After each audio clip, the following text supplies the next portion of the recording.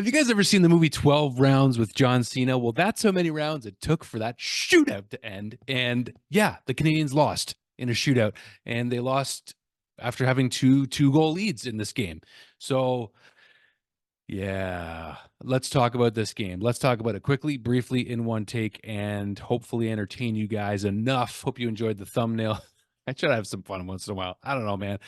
Let's talk about this game. Did I say that like a Canadian? About, I don't know, whatever. Who cares? Okay, so one big plus in this game for me personally, not that you care, but I'm going to tell you anyway because I can, and you can't stop me. Okay, I'm in a weird mood. I have Sidney Crosby in my fantasy hockey pool for the first time ever, and he had himself a night. Obviously breaking or tying Mark Recchi's record, which you saw if you watched this game, and that was pretty amazing. He was actually pretty honored by that too, and he's just climbing up the rankings. I love Sidney Crosby. I'm a big fan. Just throwing that out there, like I said. But he is first star of this game, 2 goals, 1 assist, and just the way he beat Caden Gooley, just he didn't even beat Caden Gooley at first. He just basically forced a turnover from Caden Gooley and then created the play all by himself, only for the puck to end up on his stick, and then for him just to softly, elegantly roof it on Sam Montembeault to go and get the Pittsburgh Penguins on the board in the first period. Just vintage Crosby. I don't know. He's wicked. He's awesome. And no, he's not going to be a Montreal Canadian. Just stop. Just stop. Don't start. Anyways, that's all I got to say about that. Love you guys. So let's talk about the game in more detail. You know, the Canadians started this game pretty good. It was a good looking game, and David Savard going to fetch a first rounder. Obviously, that's why we love him. But he comes into his second game after injury, and, you know, he was on it tonight. Like he made a great pass to Suzuki. He made a great pass to Caulfield. Neither of them scored on the chances, but David Savard scored on his chance. You saw it. You saw it in the first period. He scored unassisted. A turnover from Erik Karlsson. He had a couple of turnovers in this game. You're welcome for the $11 million.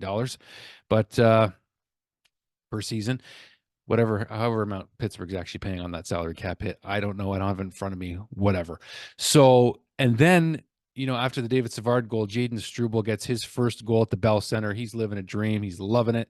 And this guy's playing very good hockey right now. So it's not good for Arbor Jackeyes in terms of when he's going to come back, in the sense of, I don't know. He's probably going to come back in at some point soon. I would like to think. Who's he going to replace in the lineup?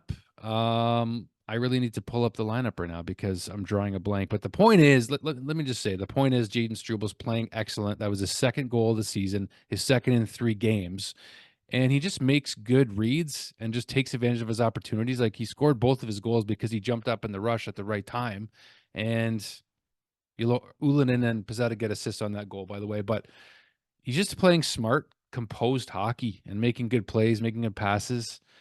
Just looks like a young veteran out there. He does look a lot like Darnell Nurse. Shout out to Hockey Junkie, my buddy over there, for his video earlier, where they do look very much alike. I will say that. Then we see Sid get that goal, which I just very much described for you. Sean Monahan gets a power play goal for the Habs, which is always encouraging.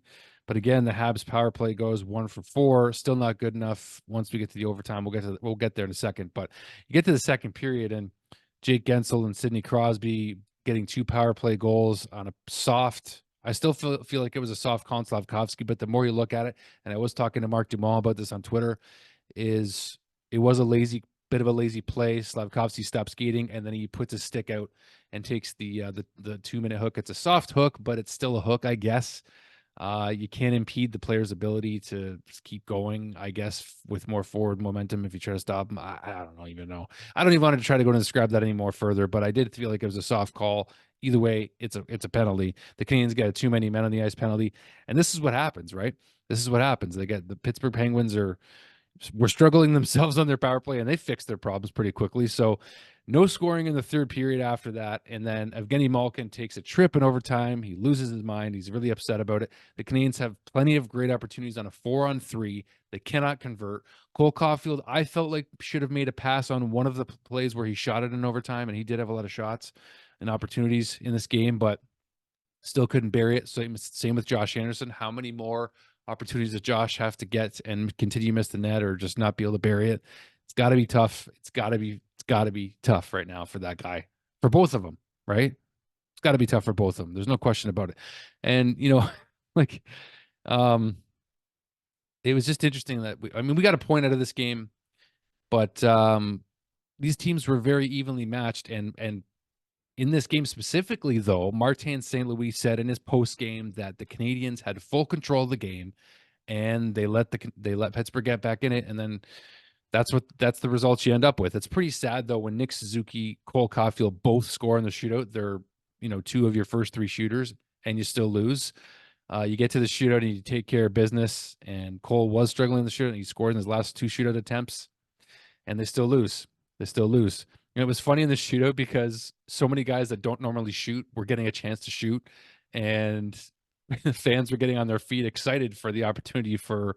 Well, nobody was excited about Armia to shoot. He missed wide, and no one even like made a noise.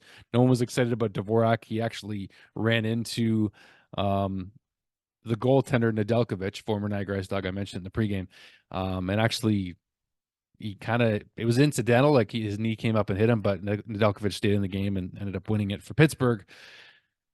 But, well, technically, Harkins actually won it for Pittsburgh in his first ever shootout attempt, by the way. But after Dvorak, Sean Monahan, it's like, all right, Sean Monahan's going to go and score. And he actually did. And then Lars Eller also scored, former Hab. Of course he did. And then Pezzetta, everyone gets on their feet for Pez to have another heroic, Tiger Williams moment. He doesn't.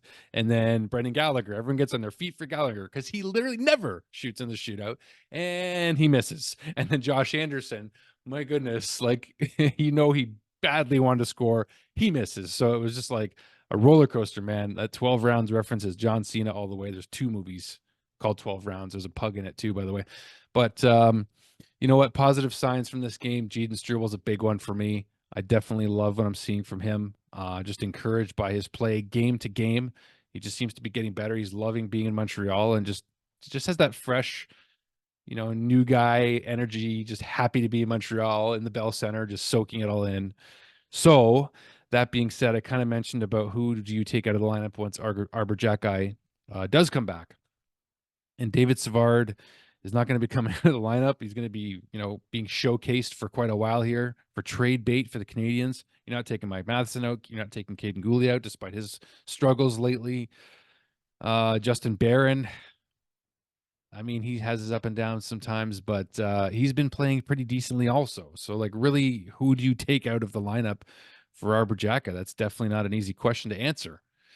I mean, I guess maybe it's Barron. I don't know. Oh, Kovacevic. I almost forgot about him. Yeah, he's been having a bit of up and downs lately too. So anyway, regardless, it don't matter. It don't matter because Arbor Jacka's still in Laval. So I didn't mention it. I didn't mention it in my pregame video, but Emil Heineman has been recalled by the Montreal Canadiens from Laval and will make his Canadiens debut possibly this Saturday against the Islanders. So we're looking forward to that. When I went to watch the Canadiens rookies play in the rookie showcase in Buffalo, I thought Heineman looked ready. I actually thought out of all the skaters, just skating wise, the way he was moving around on the ice, I thought he actually looked relatively NHL ready-ish. He's definitely pro level ready. He's in Laval right now. He just came back from injury, so I think he's only got, a goal and 3 assists so far this season. Let's actually pull up Heineman for a moment here.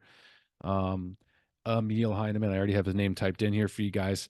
And he has, in fact, 1 goal, 3 assists, 4 points in 7 games. So he's not having a bad season so far in just the 7 games that he's played. So he's going to make his NHL debut soon with the Montreal Canadiens, and we'll see how it goes. You likely take Pezzetta out of the lineup. That's most likely what's going to happen, I believe, and see where Heineman fits in. Now, in terms of the Slavkovsky, Suzuki, Caulfield line, they did get chances tonight. How long are they going to keep it together? I don't know. But Slav does have his lazy moments out there. I will say, like that on that penalty, just moments where he just seems to kind of stop skating. And I don't know if it's just maybe trying to conserve his energy or something out there, but there's just moments where he kind of slows down and stops and just kind of floats a little bit. That's just something I noticed a little bit on my side. But anyway, that's all I got for you guys. I'm wrapping it up, and I thank you for tuning in despite the loss.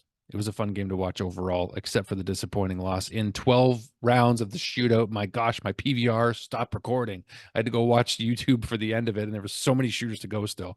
So regardless, congrats to Sidney Crosby. He's the man. Can't take much away from him.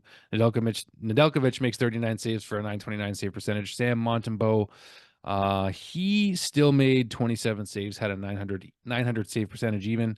So good for him in that regard. But that's all I got for you guys. See you soon. Go Habs, go. It's still the tough dog days of the rebuild. These are growing pains, and that's what Marty St. Louis himself said in the postgame. See you guys soon, guys. Cheers.